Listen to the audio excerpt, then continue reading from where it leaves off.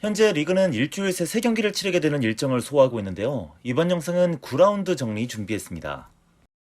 가장 먼저 토리노와 제노와의 경기로 출발했습니다. 토리노가 난타전 끝에 3대2로 이겼습니다. 먼저 사나브리아의 골로 앞서 나갔던 토리노였는데요. 포베가가 추가골을 넣으면서 2대0을 만듭니다. 그래도 제노와는 한 골을 만회하면서 따라 붙었는데요. 브레칼로가 골을 터뜨리면서 제노와 추격 의지를 꺾어버렸습니다. 막판에 제노와가 한 골 더 넣었지만 여의치 않았고요. 오랜만에 승리를 챙기긴 했지만 여전히 토리노는 수비가 불안합니다. 이번 경기는 지지와 브레메르, 부온조르노 조합을 들고 나왔는데요. 여전히 2실점을 하면서 수비 조합에 어려움을 겪고 있는 상황입니다. 반면 지긴 했지만 제노와는 소득이 있었습니다. 우선 데스트로는 최근 출전한 5경기 5골을 넣으면서 엄청난 득점력을 보여주고 있고요. 이번 시즌 제노와론 카이세도도 첫 골을 성공시켰습니다. 또 교체로 나와서 넣었는데요. 확실히 조커 역할로는 최강입니다. 다음은 삼프도리아와 스페지아의 경기입니다. 삼프도리아가 2대1로 이겼습니다.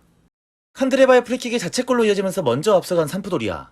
하지만 첫 골의 기쁨과 함께 발레리오 베레가 전반 20분 만에 부상으로 빠지게 되면서 어려움이 예상됐던 삼프도리아였습니다. 결국 삼프도리아는 벤치에 교체 미드필더가 없었기 때문에 세리아 무대 고작 한 경기만 치른 2002년생 수비수 라두 드라구시를 넣을 수밖에 없었는데요.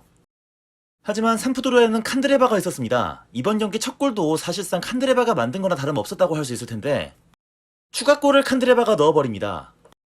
결국 칸드레바 혼자서 승점 3점을 가져왔다고 해도 과언이 아니겠습니다. 반면 스페지아의 티아고 모타 감독은 힘이 듭니다. 부상자가 많아도 너무 많은데요. 공식적으로 알려진 부상자만 8명이고요. 아구델로라든지 브라비아 같은 핵심 선수들도 다수 들어가 있습니다. 다음 경기는 살라린타나와 엠폴리의 승격팀 매치. 엠폴리가 한 수 위의 전력을 보여주면서 4대2로 이겼습니다. 우린 다 친척이지. 맞습니다. 인테르와 밀란은 같은 경기장을 쓰는 친척인데요. 바로 이 경기에서 두 팀의 대화합의 장이 열렸습니다. 먼저 인테르 최고 유망주 출신 안드레아 피나몬티, 엠폴리에서 뛰고 있는데요. 이번 경기 멀티골을 기록했습니다. 특히 PK는 골키퍼도 빡치게 하는 파넨카로 집어넣었죠. 그리고 이번엔 밀란 최고 유망주 출신 파트리코 트로네, 역시 엠폴리에서 뛰고 있는데요. 팀의 두 번째 골을 만들어냈습니다. 두 선수의 합작으로 엠폴리는 이번 경기를 아주 쉽게 가져갈 수 있었는데요. 경기를 내주긴 했지만 살레르니타나는 부상에서 돌아온 리베리가 여전히 건재한 모습을 보여준 점은 충분히 긍정적이었습니다. 특히 어시스트도 리베리가 하나 기록하기도 했었죠. 다음 사수올로와 베네치아의 경기는 사수올로의 3대1 완승으로 끝났습니다. 경기는 베네치아가 먼저 리드를 잡았습니다. 선취골은 오케레키가 넣었는데요. 이번 시즌 베네치아로 이적해서 처음에는 백업 자원으로 분류가 됐지만 최근 인상적인 경기력으로 주전으로 발돋움하고 있습니다. 하지만 베네치아가 사수올로의 공격력을 감당하기는 어려웠습니다. 특히 베라르디가 최근 살아나고 있는 모습을 보여주고 있는데요. 특히 기가 막히게 동점골을 만들어냈었죠. 토마스 앙리의 자책골로 리드까지 내준 베네치아. 사수올로는 프라테시가 쐐기골까지 넣었습니다. 개인적으로 이번 시즌 사수올로의 명운을 주고 있는 선수가 바로 프라테시라고 생각합니다. 왜냐하면 로카텔리의 자리를 물려받았기 때문입니다. 시즌 초반에는 헤맸는데 최근에는 꽤 좋은 모습을 보여주고 있습니다. 다음은 볼로냐와 밀란의 경기인데요. 반전이 넘쳤던 경기였죠. 밀란의 4대2 승리입니다.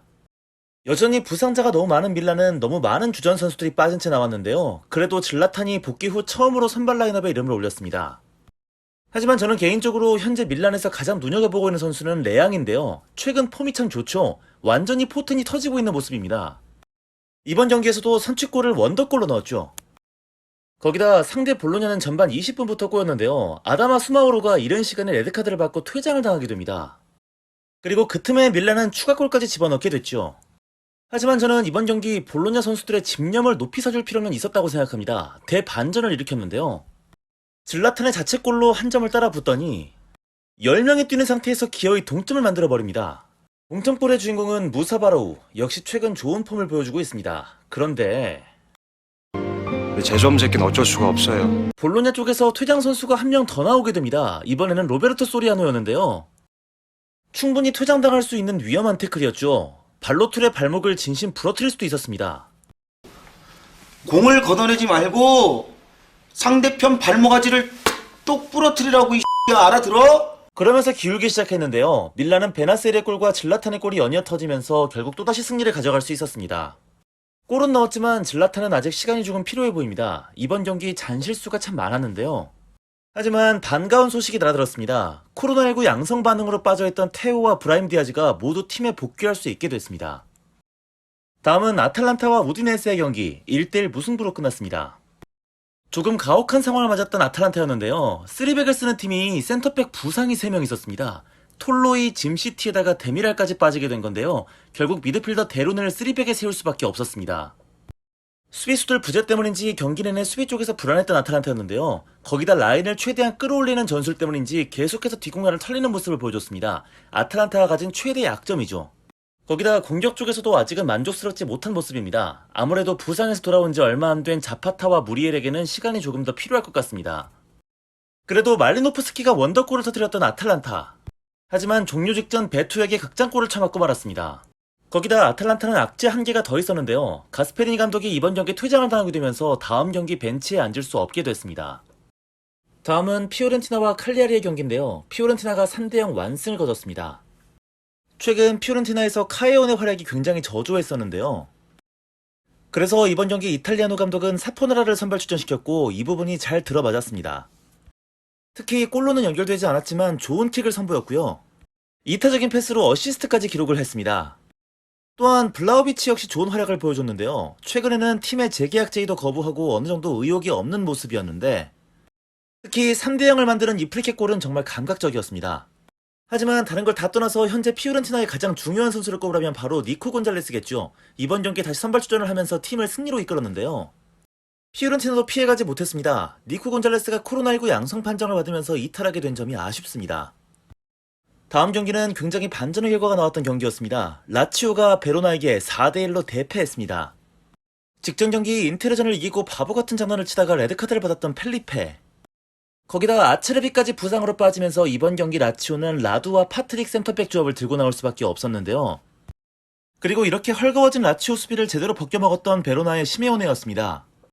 특히 라두가 심각했는데요. 첫 번째 실점도 라두가 넘어지면서 딱 그 자리로 패스가 연결되고 시메오네의 골로 이어지죠.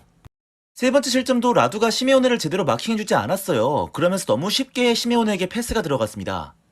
거기다 시메오네에게 피지컬적으로 완전히 농락을 당하기도 했었죠. 시메오네는 2골을 더 넣으면서 이번 경기 혼자서 4골을 기록했는데요.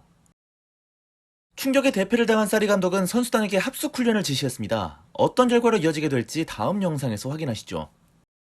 다음은 로마와 나폴리입니다. 두 팀 0대0 무승부를 기록했습니다. 무리뉴 감독의 혹사 축구가 최근에는 조금씩 우려가 되기 시작했습니다. 또다시 완전히 똑같은 주전 라인업을 들고 나왔는데요. 특히 지난주 컨퍼런스 리그에서 경미하지만 무릎 부상을 당한 타미를 계속해서 굴려대는 건 걱정이 됩니다. 이번 경기에서도 몇 번을 주저앉았는데요. 그러면서 쉬운 찬스도 여러 번 날려먹었던 타미였습니다. 사실 이번 경기는 몇몇 장면 외에는 별다른 중요 장면은 없었는데요.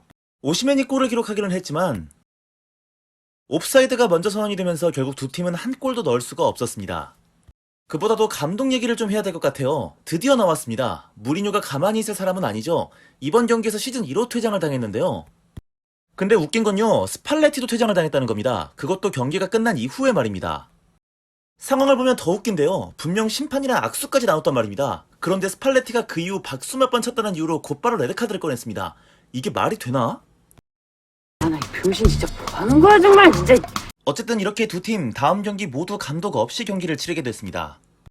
이제 이번 라운드 마지막 경기입니다. 인테르와 유벤투스의 경기는 1대1 무승부로 끝났습니다. 전반에 인테르 쪽에 운이 조금 따라줬는데요. 베르나데스키가 다르미안과 경합을 벌이는 과정에서 부상을 당해서 빠져있던 상황. 그 상황에서 인테르의 골이 터집니다. 그동안 인테르에 전혀 적응을 하지 못하고 있던 차라놀루가 오랜만에 특유의 강한 슈팅력을 보여주었고요. 제코는 완전히 미쳐버렸습니다. 주워먹기였긴 하지만 또 골을 기록했는데요. 지난 시즌 로마에서 27경기를 뛰면서 기록했던 리그 7골을 이번 시즌은 단 9경기에서 기록하게 됐습니다. 하지만 승리에 거의 다 다가갔던 인테르는 둠프리스가 사고를 쳤습니다. 후반 막판에. 수비하는 과정에서 산드로의 발을 걷어차버리면서 PK를 내주게 된 건데요. 왜 공을 보고 태클을 들어가? 공을 보고 들어가지 말고 상대편 발목을 보고 들어가라고. 결국 디발라가 넣으면서 경기는 무승부로 끝났습니다. 끝으로 이번 라운드에서 유독 감독 퇴장이 많았는데요. 인테리의 시모네 인자기 감독 역시 이번 경기 레드카드를 받으면서 다음 경기 벤치에 앉을 수 없게 됐습니다. 이번 영상은 여기까지인데요. 이제 또 10라운드가 다 끝났네요. 최대한 빨리 영상 업로드하도록 하겠습니다. 감사합니다.